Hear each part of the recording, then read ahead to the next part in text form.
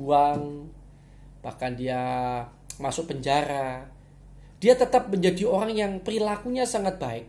Sampai-sampai pada waktu dia masuk penjara sekalipun, sipir penjara mempercayakan tawanan yang lain kepada Yusuf karena Yusuf sikapnya sangat baik.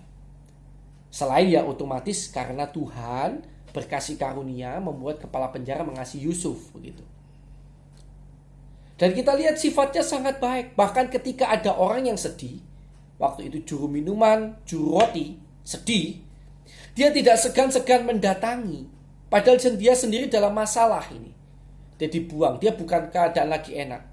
Keadaan lagi gak enak. Dia sendiri jadi budak dan dia diperlakukan tidak adil. Dia dimasukkan ke dalam penjara pun dengan cara yang tidak adil. Dia tidak berdosa tapi masuk penjara. Tapi dia masih mau peduli terhadap orang lain yang keadaannya sebetulnya tidak separah dia mungkin. Itulah juru minuman, juru roti. Dia peduli, dia tanya kenapa kok sedih. Dan akhirnya justru lewat itu kita tahu itu jalan Tuhan ternyata. Untuk kemudian Yusuf dipromosikan oleh juru minuman, ya, Raja Firaun. Dan akhirnya Yusuf bertemu dengan Raja Firaun dan mengartikan mimpi Raja Firaun. Bapak Ibu sidang jemaat yang dikasih Tuhan, yang keempat, tetaplah bersikap baik. Saya tahu di tengah kondisi krisis kita sendiri dalam kondisi tidak enak. Kita sendiri kelelahan, fisik lelah, pikiran lelah. Cenderung kita akan berkata-kata kasar. Cenderung kita akan membuat perilaku yang jelek, mudah marah, mudah emosi. Tetapi melakukan itu semua tidak akan membuat keadaan menjadi lebih baik. Kalau Anda mau menjadi pemenang di tengah krisis apapun yang saudara alami, maka ingat pesan saya yang terakhir. Di tengah krisis, tetaplah bersikap baik. Malah kalau bisa, lebih baik daripada yang dulu. Jangan kasihani diri. Wah, saya sudah yang paling berat. Oke. Orang lain mungkin penderitaannya tidak seberat Anda. Tetapi mengasihani diri sendiri tidak membuat pertolongan Tuhan terjadi dalam hidup saudara. Justru ketika saudara mau peduli terhadap orang lain, saudara mau tetap bersikap baik, Tuhan melihat. Dan saudara akan dipersiapkan menjadi pemenang-pemenang di tengah krisis kehidupan. Sekali lagi ada 4 hal yang perlu saudara perhatikan di tengah krisis kehidupan. Yang pertama, jangan putus asa. Jangan mudah putus asa. Tetap berjuang sampai akhir.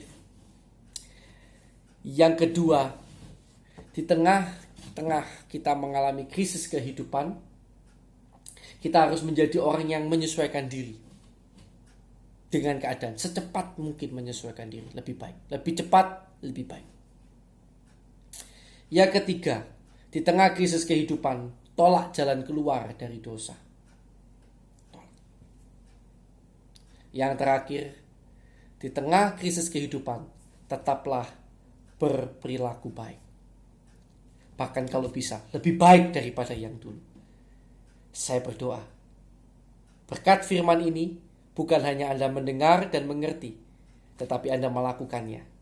Karena saya rindu, di antara kita, atau kalau boleh kita semuanya nantinya, di tengah krisis, justru dipakai Tuhan untuk mempermuliakan nama Tuhan.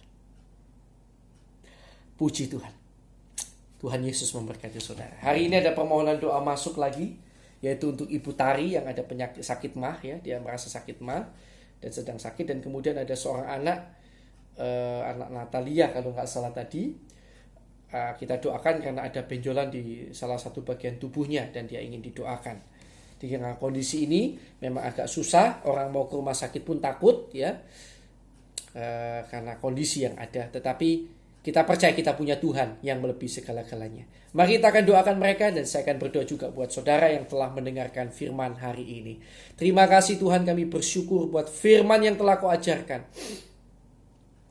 Di depan mata ada berbagai macam krisis yang kami hadapi. Tetapi kami berdoa Tuhan, biarlah kami boleh tampil sebagai pemenang di tengah krisis kehidupan. Tolong kami agar memiliki sikap yang benar, tindakan yang benar. Biarlah kami tidak mudah putus asa di tengah krisis kehidupan. Kami tetap berjuang, kami tetap optimis. Kami juga kiranya Tuhan berikan pertolongan agar mampu segera menyesuaikan diri dengan keadaan yang ada. Tuhan kiranya juga tolong kami untuk berkata tidak kepada jalan keluar yang dari dosa. Dan Tuhan kiranya tolong kami untuk kami tetap mampu bersikap, berperilaku yang baik, bahkan di tengah krisis, di tengah penderitaan seperti apapun. Hamba berdoa secara khusus buat kami semuanya. Biarlah benar-benar kami menjadi pemenang-pemenang di tengah krisis kehidupan. Bukan bicara saja soal berkat jasmani Tuhan, tetapi terutama jadikan kami pemenang-pemenang yang mempermuliakan nama Tuhan. Kami rindu namamu dipermuliakan. Kami rindu banyak jiwa mendengar berita keselamatan dan menerima Yesus sebagai Tuhan dan Juru Selamat dalam kehidupan mereka. Terima kasih Tuhan. Kami juga berdoa untuk Ibu Tari yang sakit mah, juga anak Natalia yang ada benjolan di salah satu bagian tubuhnya. Kami berdoa di dalam nama Yesus, kiranya Tuhan jamah tolong sembuhkan mereka. Dalam nama Yesus kami percaya Tuhan adalah dokter di atas segala dokter, Tuhan di atas segala Tuhan. Kami percaya Tuhan sanggup melakukan segala perkara. Kiranya Tuhan jamah tolong sembuhkan kedua saudari kami ini. Dalam nama Tuhan Yesus Kristus. Kuasamu bekerja, kuasamu menolong mereka Tuhan. Terima kasih Tuhan, terima kasih. Kami juga berdoa Tuhan berikan kekuatan iman kepada mereka. Untuk mereka tetap berharap, bergantung, berserah, bahkan melakukan setiap kebenaran firman Tuhan. Biarlah mereka hidup menyenangkan hati Tuhan, dan mereka melihat pertolongan Tuhan dinyatakan dalam hidup mereka. Terima kasih Tuhan, terima kasih. Kami mengucap syukur buat hari ini dalam nama Tuhan Yesus Kristus. Kami sudah berdoa, yang percaya bersama saya katakan, Amin. Tuhan Yesus memberkati.